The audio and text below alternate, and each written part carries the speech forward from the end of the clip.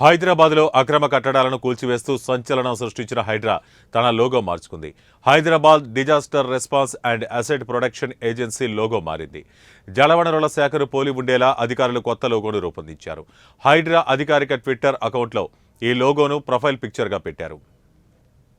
హైదరాబాద్ నగరంలోని ప్రజలను విపత్తుల నుంచి రక్షించేందుకు ప్రభుత్వ ఆస్తుల రక్షణ, ఆక్రమణలను నిరోధించడానికి రాష్ట్ర ప్రభుత్వం స్వతంత్ర సంస్థగా హైడ్రాను ఏర్పాటు చేసిన సంగతి తెలిసిందే.